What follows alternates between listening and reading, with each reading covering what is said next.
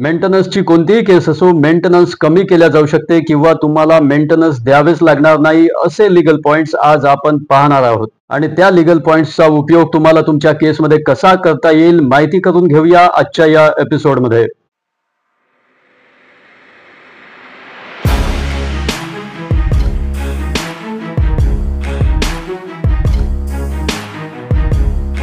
नमस्कार, मी advocate Rakesh Sontake, justice for all मध्ये तुम्हा सर्वांचं स्वागत आहे. मेंटेनन्सच्या केसेसमध्ये हजबंड अँड वाईफ म्हणजे दोघांनाही इन्कम ॲफिडेव्हिट सबमिट करावे लागते कोर्टामध्ये. हजबंडचे इन्कम वाईफ नेहमी जास्तीत जास्त सांगण्याचा प्रयत्न करत असते, म्हणजे ते इन्कम वास्तविकतेपेक्षा जास्त असते.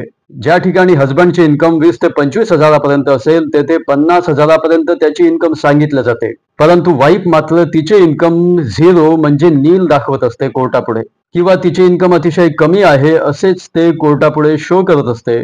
केवळ 5% लेडीज अशा असतात ज्यांना नवऱ्याच्या इन्कमशी काहीही देणे घेणे नसते आणि त्यांचा जर मॅट्रिमोनियल डिस्प्यूट झाला असेल तर त्या केवळ डिवोर्सची केसच फाईल करतात आणि मोकळे होतात, कारण त्यांना स्वतःच्या मेहनतीवर विश्वास असतो. आणि अशा 5% लेडीजला त्यांच्या आयुष्यामध्ये हॅपीनेस आणि पीसफुल माइंड पाहिजे असते. ओव्हरऑल फॅमिली कोर्टामध्ये ज्या केसेस सुरू आहेत त्यामध्ये 95% लेडीज ह्या हजबंडकडून जास्तीत जास्त पैसे ओढण्याच्या प्रयत्नामध्ये असतात. मग यामध्ये साधारण लेडीज पासून ते फिल्म ॲक्ट्रेस यांचा सुद्धा समावेश होतो. आणि या जास्तीत जास्त हजबंडकडून पैसे लाटण्याच्या नादामध्ये त्या कोर्टामध्ये ज्या त्यांचं इन्कम ॲफिडेव्हिट सबमिट करत असतात त्यामध्ये कमीत कमी इन्कम त्यांचं दाखवत असतात. अनेकदा त्यांनी इन्कम मध्ये दिलेली माहिती ही खोटी असते.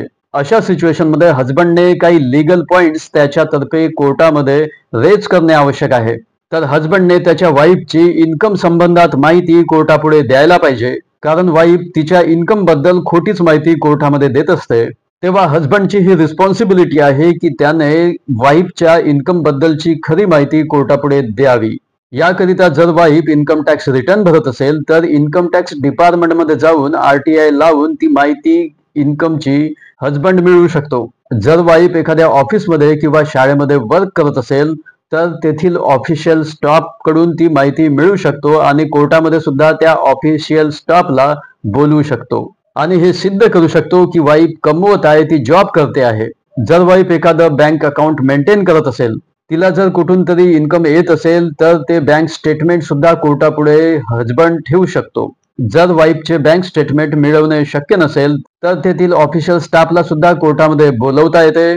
तेव्हा त्या बँकचे ऑफिशियल कोर्टापुढे तुमच्या वाईफची बँक स्टेटमेंट प्रेझेंट करतील. जर वाईफ कोणता बिझनेस करत असेल तर त्या संबंधात सुद्धा तुम्ही कोर्टापुढे ती माहिती शो करू शकता.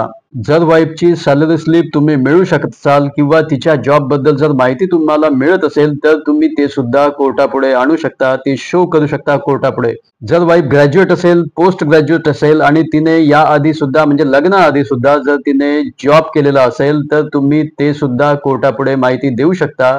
याचबरोबर तिने कोणता प्रोफेशनल कोर्स केलेला असेल आणि त्यामुळे ती अनेबल टू अर्न नाही हे कोर्टाला तुम्ही कळवून देऊ शकता.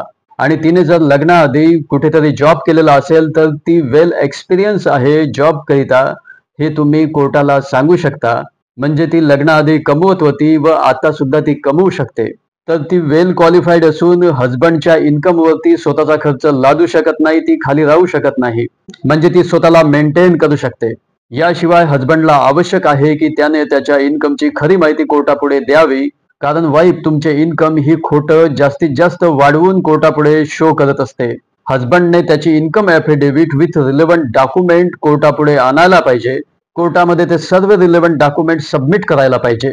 परंतु हजबंडने त्याच्या रिअल इन्कम व्यतिरिक्त त्याच्यावर ज्या रिस्पॉन्सिबिलिटीज आहेत त्याचबरोबर त्याच्यावरती कोण कोण डिपेंडंट आहेत हे सुद्धा कोर्टापुढे आणणे आवश्यक आहे.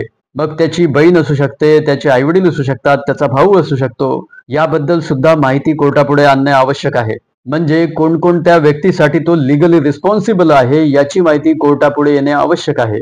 आणि हजबंडवरती जे फायनान्शियली डिपेंडंट असतात त्या सर्वांवरती तो हजबंड किती खर्च करतो तसेच त्याचा स्वतःचा खर्च किती आहे हे सुद्धा कोर्टापुढे आणणे आवश्यक आहे. त्यामध्ये त्याच्या मेडिसिनच्या खर्चापासून ते तो भरत असलेल्या EMI पर्यंत त्याने कोर्टापुढे माहिती आणणे आवश्यक आहे. आणि हे सर्व लिगल पॉइंट्स जर तुम्ही कोर्टापुढे आणले तर त्याचा तुमच्या केसवरती, या मेंटेनन्सच्या केसेसवरती, सर्व मेंटेनन्सच्या केसेसवरती तुम्हाला नक्कीच फायदा होऊ शकतो आणि या लिगल पॉइंट्सचा तुम्ही नक्की फायदा घ्याल. Thank you so much.